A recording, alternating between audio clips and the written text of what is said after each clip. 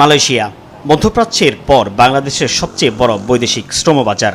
বরাবরই আলোচনার সামনে অনিয়ম আর সিন্ডিকেটের অভিযোগ। 2008 সালে বন্ধের পর চালু হয় 2016-তে। দুর্নীতির অভিযোগে ফের 2018 সালে বাংলাদেশ থেকে শ্রমিক নেওয়া বন্ধ করে দেয় দেশটি। 2021 সালের 18 ডিসেম্বর নতুন সমঝোতা চুক্তির মাধ্যমে সেই বাজার খুলতে সময় লেগে যায় 3 বছর। 2022 সালের আগস্টে শুরু হয় কর্মী যাওয়া। 2024-এর 1 জুন আবারও বাংলাদেশিদের জন্য বন্ধ হয় দেশটির শ্রমবাজার। এরপর শুরু হয় দুই দেশের আলোচনার টেবিলে নানা শর্ত শিথিলের দর কষাকষি। সম্প্রতি প্রধানমন্ত্রী তারেক রহমানের মালয়েশিয়া সফরে অগ্রাধিকার পায় দেশটির শ্রমবাজারে বাংলাদেশিদের কর্মসংস্থানের বিষয়। দুই দেশের সরকারের মধ্যস্থতায় আইনি জটিলতা শেষে শ্রমিকদের জন্য দ্রুতই মালয়েশিয়ার বাজার উন্মুক্ত হবে বলে প্রত্যাশা করছে বায়রা। দুই সরকার আলাপ আলোচনা করে যে সিদ্ধান্ত নেবে, যে পদ্ধতি ঠিক করবে, ডেফিনেটলি আমরা সেই পদ্ধতিতেই আমরা লোক পাঠাতে চাই। আমরা চাই যে দ্রুত গতিতে লোক যায়।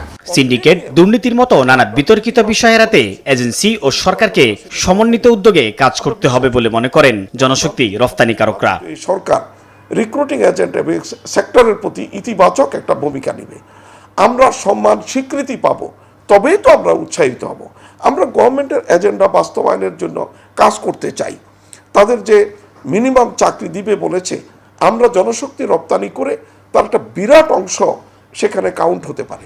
আশার পালে যখন হাওয়া লাগছে, তখন অর্থনীতিবিদরা সতর্ক করছেন, কর্মী পাঠানোর প্রতিটি ধাপে স্বচ্ছতা ও জবাবদিহিতা নিশ্চিত না হলে ভেস্তে যেতে পারে আগামী 5 বছরে বিদেশে 1 কোটি মানুষের কর্মসংস্থান তৈরি করতে দেয়া সরকারের নির্বাচনী ইস্তেহার। সরকার যদি প্রতিশ্রুতিবদ্ধ হয় যে এমন একটা সিস্টেম চালু করবে ফলে শ্রমিকের অভিবাসন খরচ কমে আসবে, এটা কিন্তু সরকারের হাতে আমি মনে করি। এমন সম্ভাবনা শঙ্কার মধ্যেই সময় সংবাদকে দেয়া সাক্ষাৎকারে প্রবাসী কল্যাণ প্রতিমন্ত্রী জানান, 1 থেকে 2 মাসের মধ্যে বাংলাদেশিদের জন্য মালয়েশিয়ার শ্রমবাজার খোলার আশার কথা, যেখানে কর্মী যাবে বিনা খরচে। জয়েন্ট ওয়ার্কিং কমিটির মিটিং করে 2-1 মাসের মধ্যে সমাধানে পৌঁছানো যায়, তাহলে 2-1 মাসের এটা ওপেন হয়ে যেতে পারে। প্রতিমন্ত্রী জানান, এবার মালয়েশিয়া রিক্রুটিং এজেন্সি বাছাই করবে বাংলাদেশ। মালয়েশিয়ান কর্তৃপক্ষ হচ্ছে বাংলাদেশ থেকে লোক যাওয়ার ক্ষেত্রে রিক্রুটিং এজেন্সি সিলেক্ট করবে, সিন্ডিকেট, সেই দায়টা তো আমাদের উপরে আসে। তো আমরা এই চুক্তির এই ধারাটাকে সংশোধন করার জন্য জয়েন্ট ওয়ার্কিং কমিটিতে বলা হয়েছে এবং এখানে মালয়েশিয়ার প্রধানমন্ত্রী বলেছে 0 কস্টে আপনার যেন লোক যেতে পারে। 2024 সালে মালয়েশিয়ায় যেতে না পারা 7,873 জন কর্মীকে পাঠানোর জন্য সরকারি সংস্থা বয়োসেলকে দায়িত্ব দেওয়া হলে এখন পর্যন্ত প্রায় 3,000 যেতে পেরেছেন। বাকিদের ব্যাপারেও আলাদা সিদ্ধান্ত নেয়ার তাগিদ খাত সংশ্লিষ্টদের।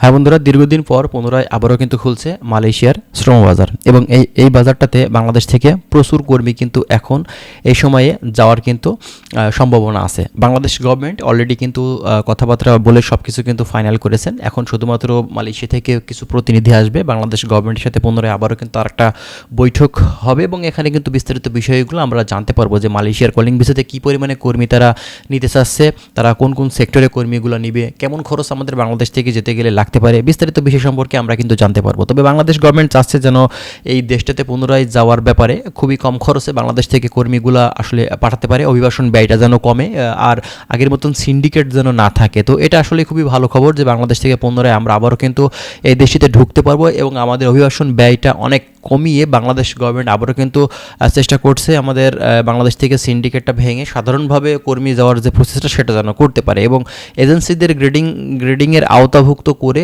কোন কোন এজেন্সি কী পরিমাণে কর্মী তারা পাঠাতে পারবে সে বিষয়েও কিন্তু বাংলাদেশ গভর্নমেন্ট নজর দিছে। কোনো ধরনের 2 নম্বরই সিন্ডিকেট করা, কোনো ধরনের প্রতারণা, এই ব্যাপারটা কিন্তু এবার অনেকাংশেই কমে আসবে আমরা আশা করছি। তো যাই হোক, আরও বিস্তারিত তথ্য আপনারা যদি পেতে চান সেক্ষেত্রে অবশ্যই আপনারা আমাদের চ্যানেলের সঙ্গেই থাকবেন।